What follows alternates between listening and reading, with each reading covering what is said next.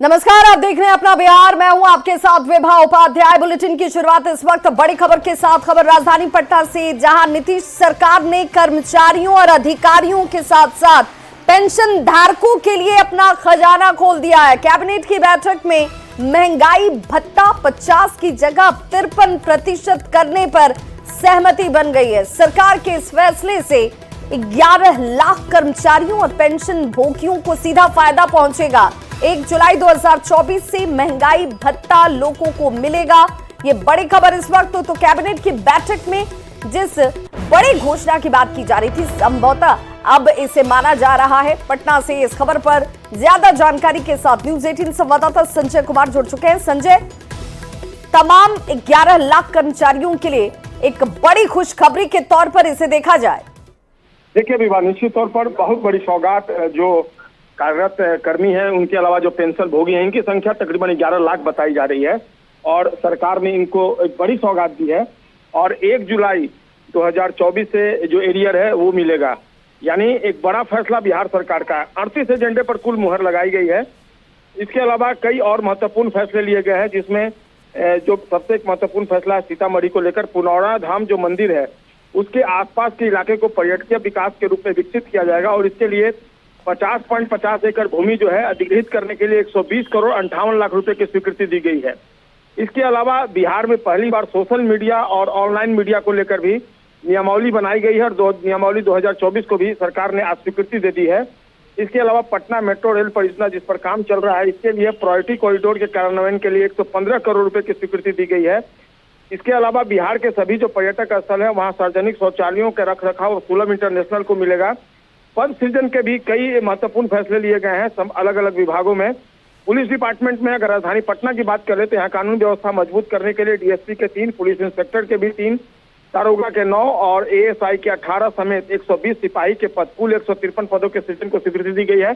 तो कई महत्वपूर्ण फैसले लिए हैं नीतीश सरकार ने, जिसमें कई कल्याणकारी फैसले हैं, आम लोगों के हित के फैसले हैं। विभा, बहुत बहुत शुक्रिया संजय इस जानकारी के लिए। तो बिल्कुल 38 एजेंडों पर इस कैबिनेट की बैठक में मोहर लगी और इसमें सरकारी कर्मचारियों के लिए एक बड़ी खुशखबरी के तौर पर अब उनके महंगाई भत्ते में बढ़ोतरी को देखा जा रहा है।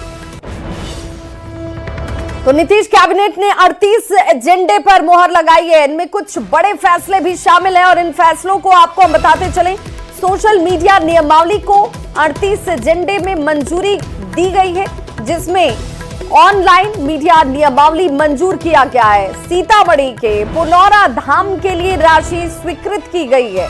विकास की अगर बात करें तो विकास के लिए 120 करोड़ 58 लाख रुपए मंजूर किए गए हैं। 50.5 एकड़ जमीन का अधिग्रहण इसमें इस कैबिनेट की बैठक में एजेंडे के तौर पर मोहर लगती थी। पूर्णिया के सांसद पप्पू यादव को एक बार फिर से धमकी दी गई है। लॉरेंस बिश्नोई गैंग के नाम पर एक पत्र उनके घर अर्जुन भवन में पहुंचा। सुपौल के छातापुर निवासी कुंदन कुमार के नाम से भेजे गए इस पत्र में 15 दिन के भीतर अर्जुन भवन को उड़ा देने की धमकी दी गई। धमकी का पत्र मिलने के बाद सांसद ने निजी सचिव जो सांसद के हैं उनकी तरफ से एसपी को यह पत्र लिखकर सुरक्षा व्यवस्था बढ़ाने की मांग की गई है। सांसद के प्रवक्ता ने किसी गहरी साजिश की आशंका जाहिर की और पुलिस प्रशासन के साथ केंद्र सरकार से भी संज्ञान लेने की मांग कर दी है। मामले की जांच के दौरान कुंदन कुमार पेशे से शिक्षक निकले और उनके नाम पर फर्जी पत्र भेजे जाने की बात सामने आ रही है। इस खबर पर ज्यादा जानकारी दे रहे हैं न्यूज 18 संवाददाता कुमार प्रवीण। सांसद पप्पू यादव को एक बार फिर लॉरेंस बिश्नोई गैंग के नाम पर धमकी भरा पत्र आया है और ये पत्र इस बार किसी कुंदन कुमार के नाम से आया है और उन्होंने लिखा है कि 15 दिनों के अंदर वो इसी अर्जुन भवन को उड़ा देंगे। क्या है पूरा मामला, आइए हम जानते हैं। लगातार फोन आना ये साफ दर्शाता है कि एक गहरी साजिश चल रही है माननीय पप्पू यादव के खिलाफ और ये साजिश बड़ी साजिश है, बड़ी घटना को अंजाम देने की साजिश हो रही है। कुछ दिन पहले दिल्ली से कोई पांडे नाम का युवक पकड़ाया, वो जेल भी गया, लेकिन उससे पूछताछ नहीं किया गया तुम्हारी मंशा क्या है। उसे जेल सलाखों के पीछे भेजा गया। उसको हर परिस्थिति में रिमांड पे लेना चाहिए प्रशासन को और गहरी तरह से उसे पूछताछ करनी चाहिए। ठीक है, फिर लगातार कभी नेपाल से, कभी मलेशिया से, कभी ऑस्ट्रेलिया से लगातार फोन आना तो कहीं ना कहीं प्रशासन के लिए चुनौती है। 100% साजिश है, बड़ी योजना की साजिश हो रही है। प्रशासन को भी डाइवर्ट करने की कोशिश किया जा रहा है। क्या मांग है? मेरा मांग है कि माननीय पप्पू यादव की सुरक्षा कड़ी किया जाए और व्यवस्था सुरक्षा जो कड़ी किया जाए और प्रशासन व्यवस्था किया जाए। भवन जो इनका कार्यालय है वहां पर भी सुरक्षा दिया जाए। यहाँ पर भी डेली हजारों की संख्या में आम पब्लिक के साथ कभी भी कोई घटना हो जाती है तो उसकी जिम्मेवारी कैसे? प्रशासन को आवेदन मैंने मेरे के निजी सचिव अजय जायसवाल के द्वारा पूर्णिया के एसपी साहब से मिलकर उन्हें आवेदन दिया है कि यहाँ की सुरक्षा की व्यवस्था कराया जाए और इनकी जांच करके उस पर कार्रवाई की जाए। कुमार प्रवीण, न्यूज़ 18 पूर्णिया। और वहीं वैशाली से बड़ी खबर है जहां पर विजिलेंस की तरफ से एक बड़ी कार्रवाई को अंजाम दिया गया है। रिश्वतखोर सब इंस्पेक्टर को गिरफ्तार किया गया है। विजिलेंस की टीम ने रंगे हाथों इसे पकड़ा है। गिरफ्तार एसआई का नाम पूनम कुमारी बताया जा रहा है। तो वैशाली से ये बड़ी खबर जहां पर पूनम कुमारी को विजिलेंस की टीम ने कार्रवाई करते हुए पकड़ा है। रिश्वतखोर सब इंस्पेक्टर की गिरफ्तारी हुई है। गैस को बंद करेंगे, आप शांत रहिए। हम आपके गैस को बंद करेंगे, शांत रहिए आप। हम आपके साथ, हाँ हम आपके साथ हैं। प्लीज मैडम प्लीज, आप चलिए साथ मेरे साथ दोनों। चलिए आगे बढ़िए। मैडम रिश्वत लेते हुए 10,000 रुपया गिरफ्तार हुई है मैडम एक केस में। और अब बात पटना के आसरा होम की जहां पर संदिग्ध अवस्था में अब तक 3 बच्चियों की मौत के मामले पर डीएम की तरफ से बयान सामने आया है। आसरा गृह में बच्चियों की मौत के इस मामले में डीएम ने कहा है कि पहली नजर में फूड प्वाइजनिंग से मौत की बात सामने आई है, जांच कराई जा रही है और जो भी दोषी पाए जाएंगे उनके खिलाफ जांच रिपोर्ट के बाद सख्त कार्रवाई की जाएगी। डीएम के मुताबिक लड़कियों को आसरा होम में ही बना हुआ खाना परोसा गया था, जिसे खाने के बाद इनकी तबीयत खराब हुई। आसरा होम में ही इनका इलाज कराया गया, लेकिन हालत बिगड़ने लगी तब सभी बच्चियों को इलाज के लिए पीएमसीएच भेजा गया। इलाज करा रही बच्चियों को आज डिस्चार्ज भी किया जाएगा। ये फूड पॉइजनिंग ही प्रथम दृष्टया हम लोगों को लग रहा है और इसको हम लोगों ने जांच टीम गठित किया है 5 सदस्यीय। उसने खाने का भी सैंपल लिया है, पानी का सैंपल लिया है और विस्तृत जांच लोग कर रहे हैं और हमको उम्मीद है कि आज रिपोर्ट आ जाएगी और उसमें हम लोग देखेंगे कि कहीं से कोई लापरवाही किसी की है तो उस पर हम लोग कार्रवाई करेंगे। अभी स्थिति नियंत्रण में है, बाकी सब महिलाएं बिल्कुल पूरी तरह से स्वस्थ हैं और जो बीमार हुई थी 13 लोग उसमें से भी बाकी सब ठीक हैं और कुछ डिस्चार्ज भी हो गई हैं वहाँ से। हम लोग स्थिति पर नज़र रख रहे हैं और जांच रिपोर्ट आने के बाद इसमें किसी प्रकार की कोई लापरवाही या कमी पाई जाएगी तो उस पर हम लोग कड़ी कार्रवाई करेंगे। प्रथम दृष्टया ये फूड पॉइजनिंग और साफ सफाई की कमी और एक तरह से लापरवाही का मामला ये बनता है। तो आसरा गृह में बच्चियों की मौत पर सियासत भी शुरू हो चुकी है। बीजेपी ने इस मामले में आरजेडी पर जोरदार तरीके से हमला किया। बीजेपी प्रवक्ता ने यह आरोप लगाया कि आरजेडी के शासनकाल में आसरा गृह का क्या हाल हुआ करता था ये सभी जानते हैं। इस मामले में जो भी दोषी पाए जाएंगे उन पर कड़ी से कड़ी और सख्त कार्रवाई की जाएगी। राजद के राज पार्टी में आसरा गृहों को बेसहारा छोड़ दिया गया था। एनडीए के शासन में किसी भी ऐसे गृह को बेसहारा नहीं रखने का संकल्प है। भाई वीरेंद्र अपने राजपाट की करतूतों के लिए नीतीश सरकार के खिलाफ भीष्म बयान न करें। जंगल राज की व्यवस्था को सुधारने में सरकार संकल्पित है। किन परिस्थितियों में बच्चियों की मौत हुई है उसकी पूरी पड़ताल होगी। आप इसके लिए हरियाली आंसू न बहाएं। जो भी दोषी होगा उसे बख्शा नहीं जाएगा। बिहार में सुशासन है और रहेगा, आप विचलित न हो। तो पटना में आश्रय शेल्टर होम की बच्चियों की मौत के मामले पर अल्पसंख्यक कल्याण मंत्री जमा खान ने कहा है कि सीएम पूरे मामले को देख रहे हैं। सीएम के निर्देश के मुताबिक जांच की जा रही है और जो भी इसमें दोषी होंगे उन पर कड़ी कार्रवाई की जाएगी। हमारे नेता ने अधिकारियों को निर्देशित किए हैं और उस पर जांच चल रही है। तत्काल तुरंत कार्रवाई होगी जो आपको सामने आएगा।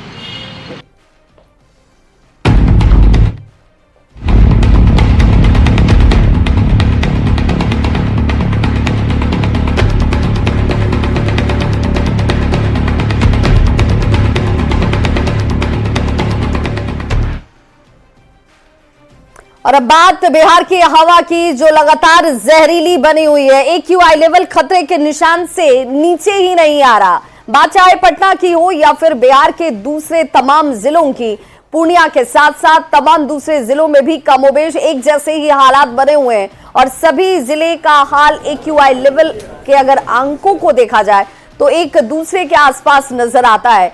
क्या है बिहार में प्रदूषण की स्थिति, बता रहे हैं संवाददाता अमित कुमार।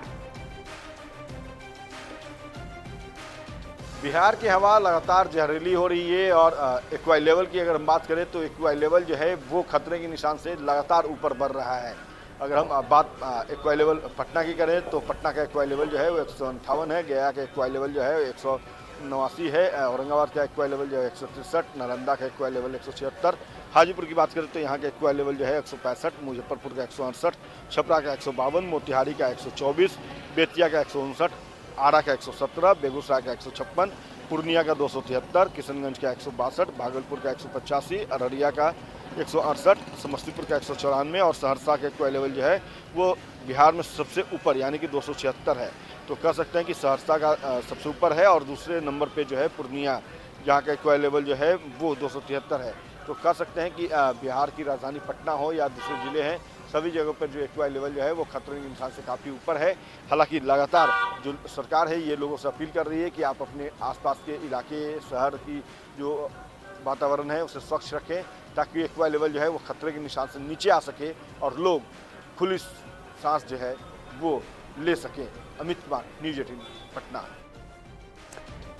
तो गोपालगंज में प्रदूषण के स्तर की बात करें तो यहां पर भी ये स्तर लगातार बढ़ता जा रहा है। जहरीली हवा की वजह से लोगों का सांस लेना मुश्किल हो गया है। जिले के एक्यूआई लेवल की बात करें तो 226 तक इसे दर्ज किया गया है, जो हवा की गुणवत्ता के हिसाब से खराब श्रेणी में आता है, जिसे लेकर डॉक्टरों ने हार्ट, बीपी और सांस से संबंधित मरीजों को सावधानी बरतने की अपील की है।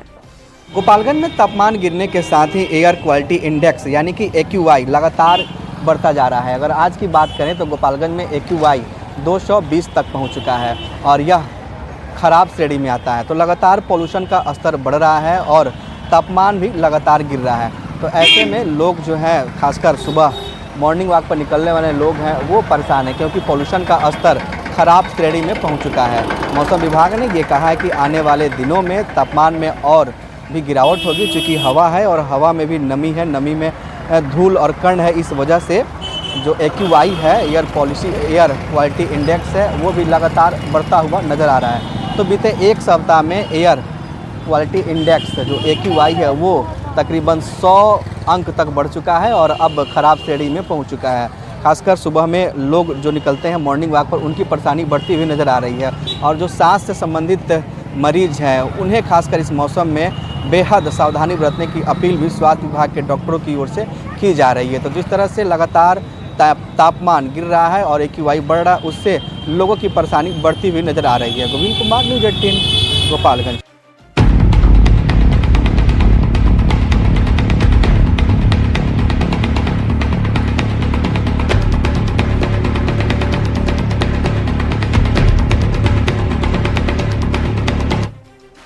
और बड़ी खबर इस वक्त आ रही है समस्तीपुर के मुसरीघरारी थाने से, जहां पर थाने में तैनात महिला सिपाही ने बाथरूम में फंदे से लटककर खुदकुशी कर ली है। घटना की जानकारी मिलने के बाद पुलिस महकमे में हड़कंप मच गया।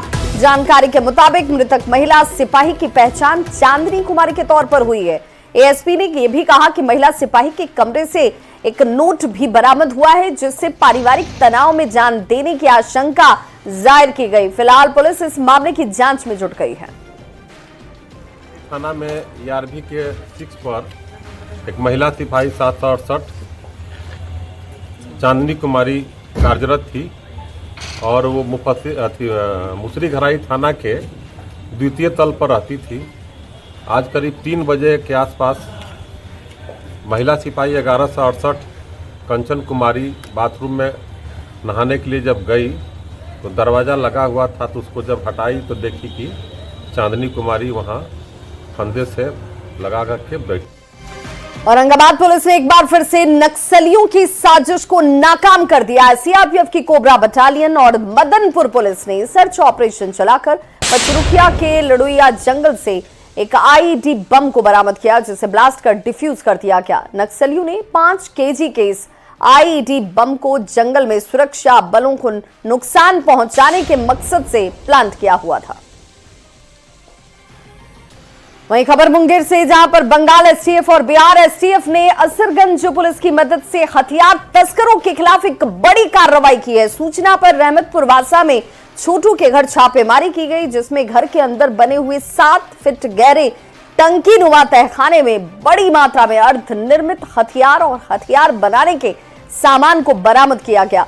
घर के मालिक सूर्य प्रकाश सहित 5 हथियार निर्माताओं को भी पुलिस ने पकड़ा है। पूछताछ में तस्करों ने जो जानकारी दी, इसके आधार पर मिल्की खानपुर में भी चल रहे दूसरे हथियार फैक्ट्री का खुलासा हुआ। यहां से भी 2 तस्करों को हथियार के साथ पकड़ा गया।